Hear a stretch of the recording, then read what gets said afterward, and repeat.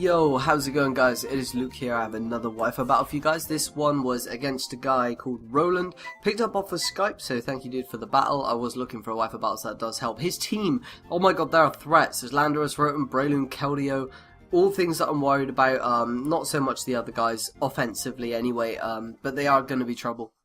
So, I'm going to predict him to lead with Landorus, predicting my T-Tar lead, so I'm actually going to end up leading out my Rotom. He does end up going out to his Landorus, which is great, because obviously that means I can just fire off a Hydro Pump, or I can predict the Dusclops switch and go for the Will-O-Wisp, which is what I end up doing. So I end up catching that thing as it comes in. I knew you'd want to go to this, predicting my Volt switch or my Hydro Pump, so yeah, that's reason enough. So I go for the Will-O-Wisp, and I actually hit, which is amazing. I think that's the first time ever.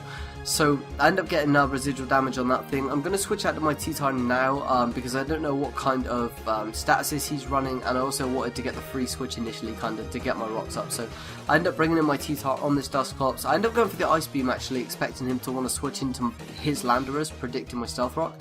But he doesn't end up making that switch, so I end up just hitting the Dusclops with an Ice Beam, which is kind of gay. So I end up Stealth Rocking.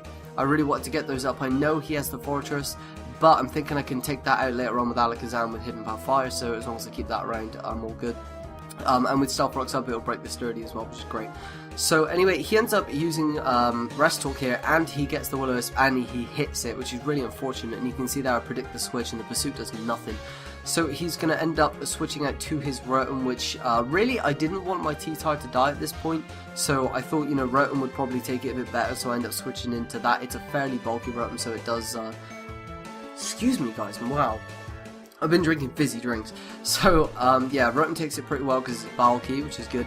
So now I end up wanting to stay in on this thing because Rotom is quite a big threat to my team. Because Alakazam can't one-shot it and it just basically shits on everything else. So I decide to stay in and try and hit it with a few Hydro Pumps. And I end up missing, I think, every single Hydro Pump, and then end up switching up to T-Bolt in the end just to get some damage off before I die right here, I think. So I bring it down like a decent amount. It brings it down to the kind of range where if Hydro Pump would have hit, it would have done a lot more and this thing would probably be dead. But now I don't really have an option. I kind of got fodder my Rotom, which is kind of annoying because I really want to keep this thing for later on. There are things on his team. He ends up missing the Hydro Pump here. No, I missed the Hydro Pump. Go figure. And he basically kills me off with the Volt Switch, which I guess at least I get Switch Initiative. As you see, he goes out to his Fortress, and like I said, the rocks are going to break the Sturdy, so now I can actually go into my Alakazam, which I am going to do. I end up going for the Hidden Power Fire as he ends up switching out, I guess, Scouter for that, and I end up hitting the Dusclops. And it actually does, I want to say, a respectable amount, considering it's Hidden Power Fire. That's like reassuring, because that lets me know that Shadow Ball is just going to decimate his life, so... At least, you know, with that damage I could see that Shadow Ball is going to do that, because otherwise, you know, I don't know how bulky that thing is with Violet. So he ends up going out to his Landorus now. Really, I shouldn't have done this, but I decided that I wanted this thing out of the way. So I end up hitting it with a Psychic. I know I'm sashed, so that I know I can definitely live this hit. But I didn't really pay attention to his team. Seeing the Breloom, I didn't really think it was going to be a Technician set. I thought it was going to be the kind of Poison Heal set, but as he brings it in here, I'm going to assume he's going to go for the Mach Punch and not the Spore. So I end up switching it to my Gliscor. I do take the Mach Punch, but it's great. Even if he did carry the Spore on this set now, obviously my Toxic Orb activates. So I managed to bring that thing and set that up, which is going to be pretty useful. So he ends up going out to Fori now. I end up subbing knowing that he had a Fori because I really thought EQ would do a respectable amount to it. And I also thought this was going to be the SD set Gliscor anyway, but it turns out I bought the Toxic Stolen one, so I only have Earthquake and Toxic on the set with Protect and Sub. So I'm actually going to need to switch out against this because I don't want it setting up too many layers of spikes or anything like that. So I end up switching out to my Sizzle here because I really don't have anything to hit this thing, and I didn't want to switch straight out to Alakazam because I didn't want to risk him actually going for an offensive move and taking it out. But here it turns out I actually have to make that call anyway, so I end up going for the U-turn and then bringing in Alakazam, just hoping he's going to go for another layer of spikes. But he ends up going for the Pain Split, which is perfect because I actually get some HP back. It's still not enough to live a Mach Punch for Breloom, but I guess, you know, it was just nice. So I end up hitting him with the HP here. I was really scared it was going to be Ice, but no, I did salve it right, so it was HP Fire. So he goes out of Rotom now. I switch here. I knew it was going to go for a Hydro Pump. But the thing is, I wasn't absolutely certain that Psychic could take it out from there because I don't know what kind of set that Rotom is.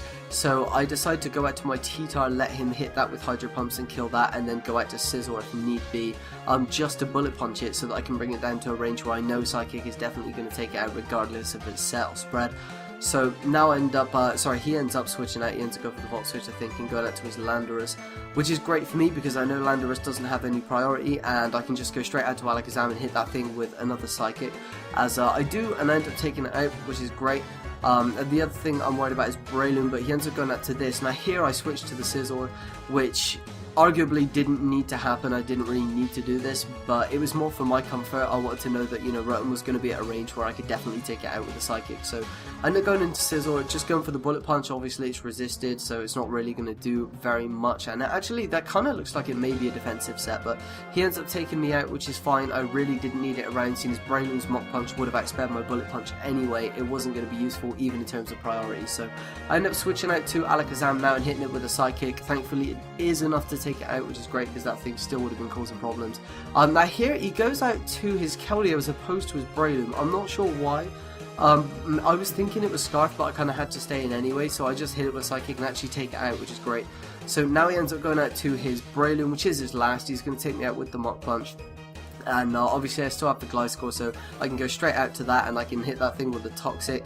And really there's nothing else that he can do from there, so I can just sub and then protect and so on until it dies. So yeah, it's a really good game. I really enjoyed it. I hope you guys enjoyed it. If you did, you can always let me know in the comments. I really appreciate that. You can hit like as well if you enjoyed it. I've been adding all these videos to playlists, so you guys can check my playlists where you can watch just Wi-Fi battles, just PO matches, just battles against YouTubers, just live POs.